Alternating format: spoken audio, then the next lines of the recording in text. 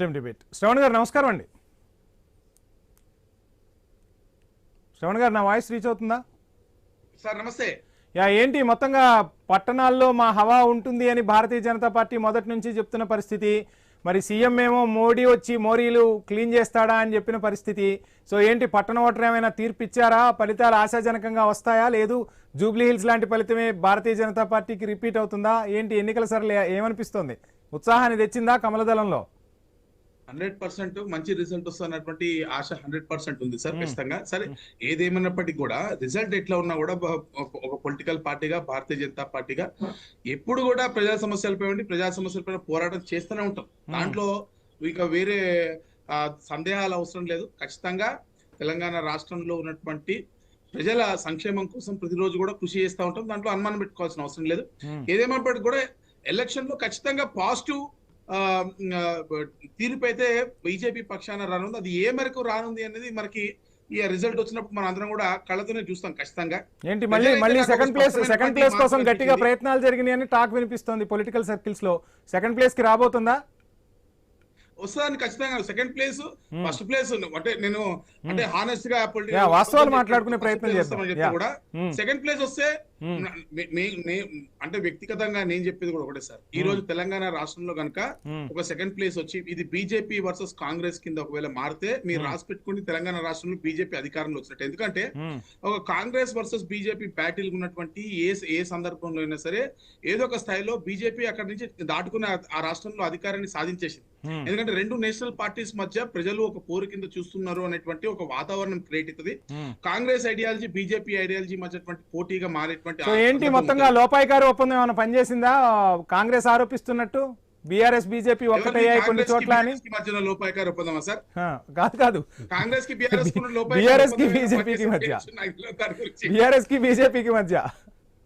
ఇప్పుడు దానికి అంటే అట్లా లోపాయకార ఒప్పందాలు జరిగినప్పుడు ఎవరైనా ఉన్న వాళ్ళు ఎవరైనా ఉంటే చెప్పండి. నేనైతే లేను అక్కడ. మరి అటువంటి ఒప్పందాలు జరిగినట్టుగా నాకే రేవంత్ రెడ్డి గారు ఏమైనా ఉంటే బహుశా ఆయనకి ఏమైనా తెలుసుండొచ్చు, లేదా ఆయనకు సంబంధించిన నిఘా సంస్థలో వాళ్ళ పోలీసులో ఏసీబీలో లేకపోతే కాంగ్రెస్ పార్టీ కార్యకర్తలో ఎవరైనా ఉండొచ్చు ఆ లోపాయకార ఒప్పందాలు జరిగినప్పుడు.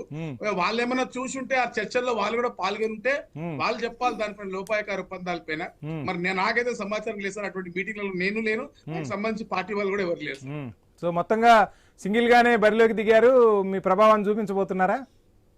100%. ఎందుకంటే అర్బన్ ఈ రోజు దేశవ్యాప్తంగా మీరు చూస్తా ఉంటే కూడా అనేక పెద్ద రాష్ట్రాల్లో పెద్ద నగరాల్లో కూడా భారతీయ జనతా పార్టీ పుంజుకున్నటువంటి సందర్భం, ఒక నేషనలిస్టిక్ మైండ్ సెట్, ఒక వేవ్ కూడా దేశవ్యాప్తంగా నడుస్తున్నటువంటి సందర్భాన్ని మనం చూస్తాం. ఒక కాషాయ ఫుట్ ప్రింట్ అనేది దేశవ్యాప్తంగా ఒక హవా నడిపిస్తున్నటువంటి సందర్భంలో urban voter, educated voter, youth voter, మహిళా ఓటర్ ప్రతి ఒక్కరు కూడా భారతీయ జనతా పార్టీ వైపు చూస్తున్నట్టు చాలా క్లియర్.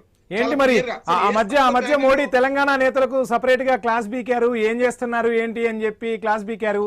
సో మొత్తంగా ఈ ఫలితాలతో మోడీని శాంతింపజేసే ప్రయత్నం తెలంగాణ భారతీయ జనతా పార్టీ చేయబోతుందా? సార్ ఈ క్లాస్ కూడా మీరు అన్నది క్లాస్ బి కింద కూడా నాకు తెలియదు సార్. మరి ఎవరైతే రాసిన పేపర్ వాళ్ళు లేకపోతే చూసిన కాంగ్రెస్ పార్టీ వారు, ముఖ్యమంత్రి గారు వారు చెప్పాలి ఏం క్లాస్ పీకారు మోడీ గారికి మధ్య. మరి బీజేపీ ఎంపీలను క్లాస్ పీకిన క్లాస్ లోపల అంటే వారి పైన ఏదైతే అరిచారని మీరు చెప్తారో, మాట్లాడిరని చెప్తారో మోడీ గారు ఏం మాట్లాడిరో రేవంత్ రెడ్డి గారికి బాగా తెలుసుంటది. ఎందుకంటే పాపం మోడీ గారిని రెగ్యులర్ గా ఫాలో అయ్యేటైనా రేవంత్ రెడ్డి గారే. మోడీ గారి దయా దాక్షిణ్యాల మీద బతుకున్నాయని కూడా రేవంత్ రెడ్డి గారే. కాబట్టి ఖచ్చితంగా ఆయనే చెప్పాలి ఏం క్లాస్ పీకారో. కానీ ఏదేమైనప్పటికీ కూడా నేను పర్సనల్ గా మోడీ గారితో మాట్లాడిన సందర్భంలో కూడా చెప్తున్నా సార్. ఆయన పిఎంఓలో ఆయన ఆవాసంలో నేను కూడా పోయి కలిసినాం. మేము ఆ టీం యాజ్ ఎ కార్పొరేటర్స్ కూడా మేము పోయినాం. మీకు తెలుసుంటది. ఆ రోజుల్లో కూడా ఆయన గంటన్నర మాట్లాడిన ఆయన కూడా కేవలం డెవలప్మెంట్ మీద మాట్లాడి సార్. నిజం చెప్తున్నా, ఆనెస్ట్ చెప్తున్నా. ఈ రోజు అంటే తెలవడం కోసం చెప్తున్నా. యోగి ఆదిత్యనాథ్ గారిని గంట పైన ఆయన ఆఫీస్ లో కూర్చున్నాము. తర్వాత నెక్స్ట్ డే నరేంద్ర మోడీ గారి దగ్గర కూడా కూర్చున్నాం సార్. ఇద్దరు ఫోకస్డ్ గా ఇద్దరు కూడా మాట్లాడింది కూడా డెవలప్మెంట్ పైనే. ఇంత మాట్లాడుతుంటే నిధులెందుకు రాట్లా? తెలంగాణకి నిధులెందుకు రాట్లా? పాలమూరు రంగారెడ్డి ప్రాజెక్టుకు సంబంధించి మన బడ్జెట్ లో అన్న ఎంతో కొంత చూపు చూడాలి కదా. ఎక్కడ చూసిన దాఖలాలే లేవు. సీతకన్నే కనపడుతుంది కదా తెలంగాణ మీద. మరి మీరందరూ ఎందుకు వాయిస్ వినిపించలేకపోతున్నారు? అక్కడ సందర్భం వచ్చింది కాబట్టి మాట్లాడుతున్నా నేను. సీత కన్ను కాదు చూసే కన్నుల్లో లోపం అంటున్నారు సార్. ఏ నిధులు రాలేదని అడుగుతున్నారు. ఈ రోజు మీకు విషయం చెప్తున్నారు. జిహెచ్ఎంసీ రీఆర్గనైజేషన్ జరిగింది. దేనికోసం రీఆర్గనైజేషన్ జరిగిందో తెలుసు మీకు? రీఆర్గనైజేషన్ జరిగింది కేవలం పొలిటికల్ ఇంట్రెస్ట్ కాదు సార్, కేవలం అర్బన్ పాపులేషన్ పెంచి కేంద్ర ప్రభుత్వం యొక్క నిధులను ఏ విధంగా తెచ్చుకొని తెలంగాణ రాష్ట్రం నడపాలన్నటువంటి ఏకైక ఉద్దేశంతో, ఏకైక లక్ష్యంతో ఈ రోజు జిహెచ్ఎంసీ యొక్క రీఆర్గనైజేషన్ జరిగింది.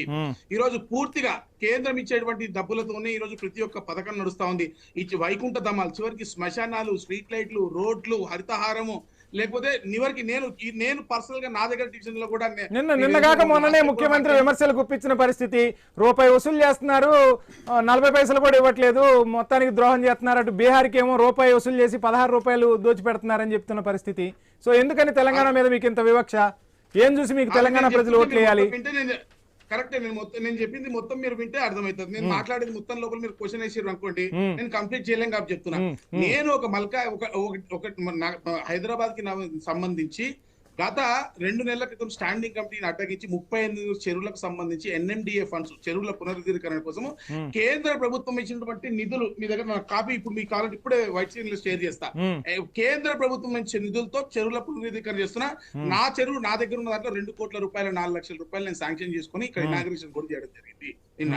అంటే అదే విధంగా చెరువులో నగరంలో ఉన్నటువంటి దాదాపు 36 చెరువులకు కూడా సంబంధించి పూర్తి కేంద్ర ప్రభుత్వం నిధులతో జరిగింది. వైకుంఠ ధామాలు, స్ట్రీట్ లైట్లు, హరితహారం, మహిళలకు కట్టేటువంటి అంటే డ్వాక్రా మహిళలు కట్టేటువంటి రుణాలపై వడ్డీ, ప్రతి ఒక్కటి కూడా కేంద్రం నిధులతో జరిగింది. వందే భారత్ ట్రైన్లు, నేషనల్ హైవే ఇన్ఫ్రాస్ట్రక్చర్లు కడుతున్న ఆర్ఓబీలు, ఆర్యూపీలు, లేకపోతే పసుపు ఫ్యాక్టరీ నుంచి మొదలు పెట్టుకుంటే, లేకపోతే రైల్వే వ్యాగన్ ఫ్యాక్టరీ మొదలు పెట్టుకుంటే, సమ్మక్క సారక్క యూనివర్సిటీ మొదలు పెట్టుకుంటే, శ్రావణ్ గారు మాట్లాడదాం. ఒక్క నిమిషం సార్, ఒక్క నిమిషం. మీరు అడిగిరు కాబట్టి సందర్భం చెప్తున్నా. ఇవన్నీ కనబడతలేవా? నేను అడుగుతున్నా. ఈ రోజు నేను మరి ఇదే క్వశ్చన్ నేను మళ్ళీ రిపీట్ చేస్తున్నా.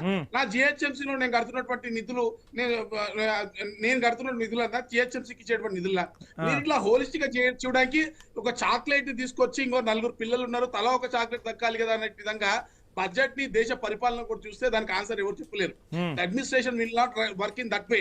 మరి దేశ భద్రత ఎవరు కాపాడాలి? దేశంలో ఉన్నటువంటి వేరే ఆర్మీ, వేరే వ్యవహారాలని, దానికి కావాల్సిన డబ్బులను ఎక్కడి నుంచి తీసుకురావాల్సి వస్తుంది. కాబట్టి ఆ విధంగా ఎప్పుడు చూడకూడదు సార్. ఎన్నోసార్లు కిషన్ రెడ్డి గారు కూడా పవర్ పాయింట్ ప్రెజెంటేషన్ చూపించారు. దానిపైన చర్చ చేద్దాం కావాలంటే మేము బహిరంగ సవాల్ విసురుతున్నాం. ఎవరికైతే ఒక స్పెషల్ సెషన్ పెట్టి చర్చ పెడతాం.